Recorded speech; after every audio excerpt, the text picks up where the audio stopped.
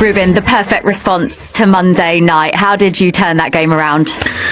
I think we have more intensity in the second half. We play better in the second half, and the opponent in the second half was more tired, so is everything connected. But again, the small things, the way that Josh controls the ball in the second half was different. The way we defend second balls was different. So these small details will make the difference, and then the talent in front. We scored 2. Both of the goals coming from set pieces today. Is that something you've been working more on, because you've now got the joint most in the Premier League along with Arsenal?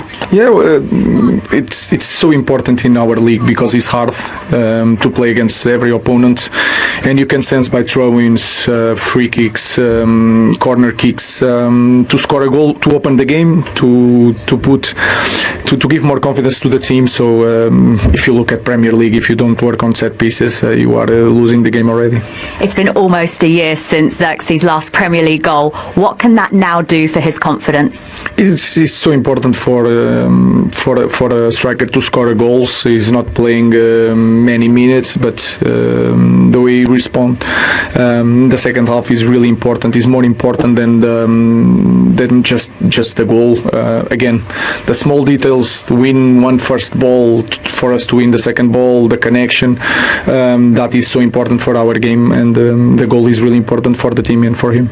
We saw Bruno Fernandes feeling his hamstring towards the end of the game. You can't afford to lose him for any matches, can you? No, it was a kick. I was shouting at him because he needs to earn. We make a substitution in the end. He needs to talk to the bench, but he said it was like just a kick, so everything is okay.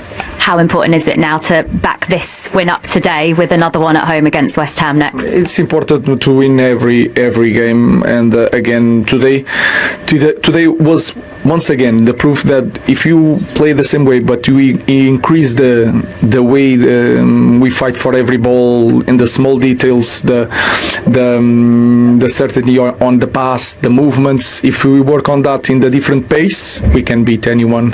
So let's try to show that in the next game. Congratulations. Thank you very much. Thank you.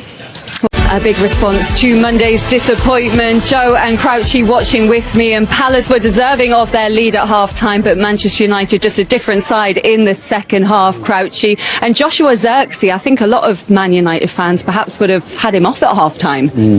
Yeah, like I said at half-time, I just want more from him, because he walked past us, I look at the size of him, and I think, you can bully defenders. Mateta was doing it first half, and Zirkzee wasn't. He is a frustration at times, because there's a player in there somewhere, and I think he can, with Bruno Fernandes' deliveries as well, I think he can get on the end of it a little bit more, and some of his hold-up play needs to be a little bit better. But this was fantastic. It was obviously from the training ground, because Bruno knew exactly where he was going to be. He actually found himself offside, Xerxes, you see here, way offside, and it's a great place to be, because the defenders can't get hold of you, they can't get hold of your shirt, they can't muscle you. You can make that run kind of almost free, really. And what he did here was he took his time. I mean, this isn't a goal from a player who hasn't scored in a year, because he lets it bounce a couple of times, takes his time, and what a finish, Joe. Yeah, it's a fantastic finish. What he done really well there on the second bounce is the patience he took. Like Crouchy said, it's not a player who's not scored in a year. Looked very, very composed. Looked confident, didn't he? Do you need him just further forward, not dropping deep as much? Yeah, aggression. And then sometimes when you're a forward and you're not getting amongst the goals, your tendency sometimes is to drop deep and get touches.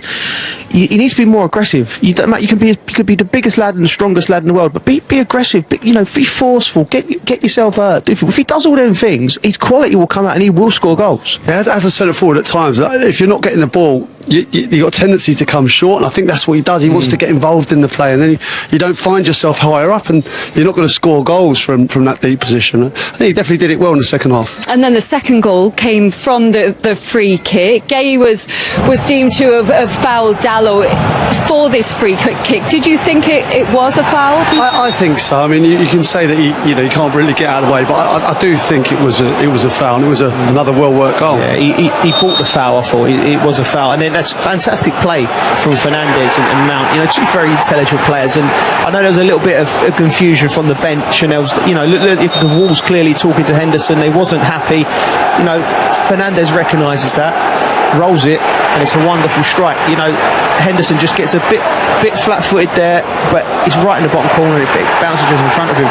I think when you take that quick one, it causes panic, and the wall breaks. You feel gaps, and as soon as you move it that little couple of yards, it's enough to create havoc with the wall. And Man United 10 set-piece goals now, joint most with Arsenal, excluding penalties. They've been really strong in that area, Joel. Yeah, you have to give the manager credit and his staff. He's come under a lot of fire because he's Manchester United manager, and the results haven't been deemed to be where they should be. But that's a positive. To be up there with Arsenal, everyone's been, patting Mikel Arteta on the back, and it's been brilliant from their end as well. But fair play to Manchester United. When you got Bruno's delivery and you got people like Maguire, Casemiro heading it, you don't need to be a rocket scientist, to be clever of putting people all places. Great delivery, great players attacking the ball, and they've got that. And Mason Mount said to Jules in the interview at the end, he wasn't sure when he'd last played 90 minutes for Man United. That's actually the first time he's completed 90 minutes for Manchester United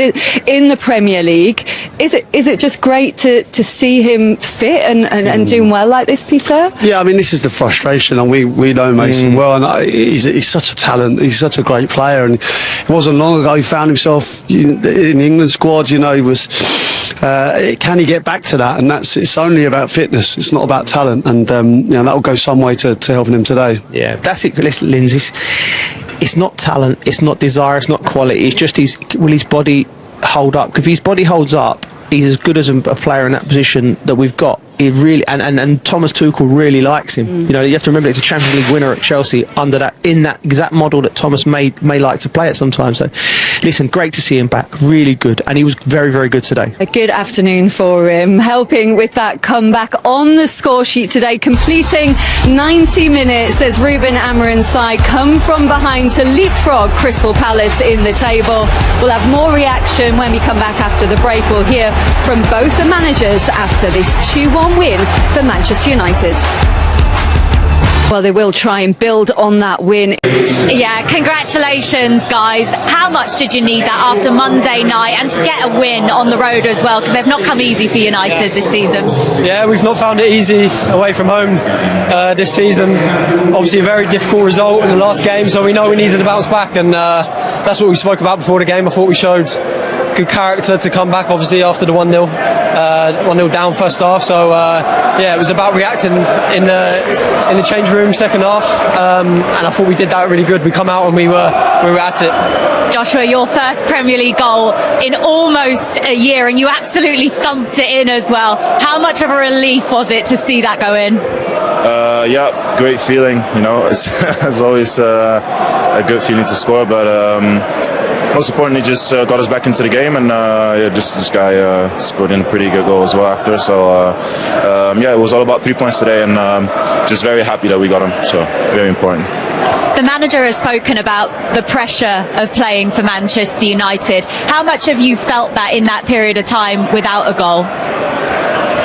I mean, it's one of the biggest clubs in the world, and you have to perform. So if you don't score for a long time, it could get to you. But I'm surrounded by great players, great people, and we help each other every day. So they made it quite easy for me. And today is just a reward, I think, for patience, hard work, trying to be consistent, and I'm just thankful to them, manager as well, staff, everyone. So.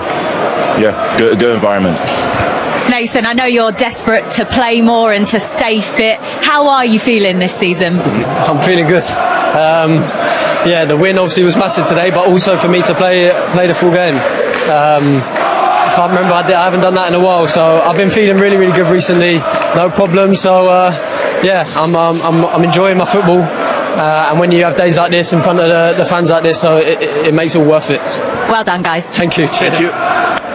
Big smiles from Mason Mount and Joshua Zirkzee, both on the score sheet in that second half as Man United come from behind to beat Crystal Palace to leapfrog the Eagles in the table. More reaction on that Man United win to come, and we also have another great week of sport to come on TNT Sports as the Ashes returns following a dramatic first test in Perth.